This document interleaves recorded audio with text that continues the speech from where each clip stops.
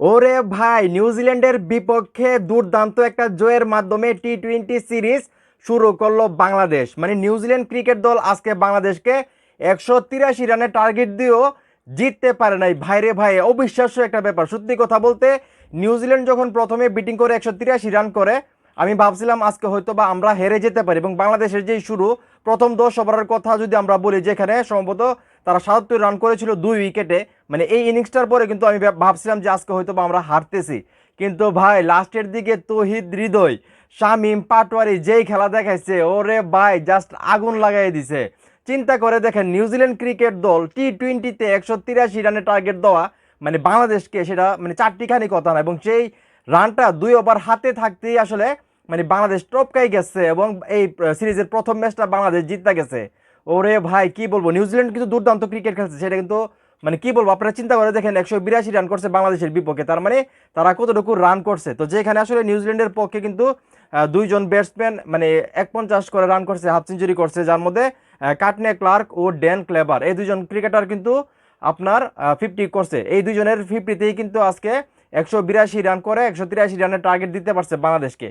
জবাবে বাংলাদেশ দল আসলে ব্যাটিংয়ে নামেন এবং কি বলবো, প্রথমে তো আপনারা সবাই জানেন প্রথম 10 ওভারে 2 উইকেট যায়, যেখানে মোটামুটি একটা লেভেলের রান হয়, কিন্তু জিতার মতো যে রানটা দরকার সেই রানটা কিন্তু হয় না। খেলা শেষের দিকে যখন তৌহিদ হৃদয় আসলে আজকে দুর্দান্ত ইনিংস খেলছে, তৌহিদ হৃদয় আসলে কি বলবো, 26 বলে উনি মানে একটা দ্রুততম 50 তুলে এবং 27 বলে উনি 51 রান করে কিন্তু অপরাজিত থাকে। এবং লাস্টের দিকে যদি আমরা দেখি, শামীম পাটোয়ারি কিন্তু দুর্দান্ত আসলে ভালো রান তুলছে। এছাড়া পারভেজ ইমন কিন্তু 14 বলে করছে আপনার 28 রান, এবং শামীম পাটোয়ারি যেটা বললাম 13 বলে করছে 31 রান। তো এই শামীম পাটোয়ারি, আপনার ইমন এবং তৌহিদ হৃদয়, এই তিনজনের কারণে কিন্তু আজকে আমরা জিততে পারছি 5 উইকেটে। তো সকালটা তো আপনারা ভালো করেই জানেন, আজকে টসে কিন্তু লিটন কুমার দাস জিতার পরে কিন্তু আসলে নিউজিল্যান্ডকে তারা ব্যাটিংয়ে পাঠায়।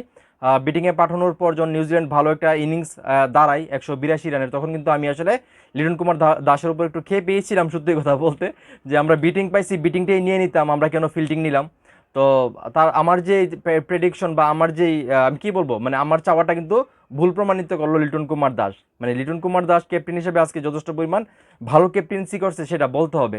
তো যাই বলেন, আজকে কিন্তু টি-20 সিরিজের যে প্রথম ম্যাচটা ছিল, সেটা টি-20-র মতোই খেলা হয়েছে। বাংলাদেশ এত ভালো টি-20 ম্যাচ আমার মনে হয় অনেক দিন পর খেললো। মানে সচরাচর বাংলাদেশকে এই ধরনের মানে টি-20 ফরম্যাটে এই ধরনের ক্রিকেট খেলতে দেখা যায় না। বিশেষ করে তৌহিদ হৃদয় আজকে যেই মাইরা খেলছে ভাই, 26 বলে 50 করছে, চিন্তা করে দেখেন, 27 বলে 51 রানে অপরাজিত আছে। এবং তৌহিদ পারভেজ ইমনের কথা বললাম, যিনি 14 বলে 28 রানের একটা দুর্দান্ত ইনিংস খেলছে। এছাড়া শামীম পাটোয়ারি, যেটা আপনার 13 বলে 31 রানের একটা দুর্দান্ত ইনিংস খেলছে। তো এই ইনিংসগুলোর কারণে কিন্তু আজকে আমরা জিততে পারছি, এবং হাতে আরও 2 ওভার থাকতে 5 উইকেট আমরা এই ম্যাচটা জিতছি।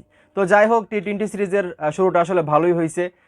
আরও একটা ম্যাচ আছে আসলে চট্টগ্রামে, এবং ফাইনাল যে ম্যাচটা হবে সিরিজ নির্ধারণী, যদি নিউজিল্যান্ড আসলে জিতে পরের ম্যাচটা, আর যদি বাংলাদেশ জিতে যায় দ্বিতীয় ম্যাচটা, তাহলে তো আমরা সিরিজ জিতেই গেলাম। আর কোনো কারণে যদি বাংলাদেশ দ্বিতীয় ম্যাচটা না জিততে পারে, তাহলে কিন্তু ঢাকার মিটপুরে আসলে নির্ধারণী ম্যাচটা হবে। তো আমি তো চাই আসলে চট্টগ্রামের এইখানেই আসলে আমরা সিরিজটা কনফার্ম করে ফেলি। ঠিক আছে, পরের টি-20টা যদি আমরা জিতে যাই, তাহলে তো আমরা সিরিজটা কনফার্ম। আর ঢাকা জাস্ট আনুষ্ঠানিকতা থাকুক, এতটুকুই। তো যাই হোক, এখন এই মুহূর্তে যারা আমার এই ভিডিও দেখতেছেন, আপনারা কি মনে করেন যে বাংলাদেশ টি-20 সিরিজটা জিতবে?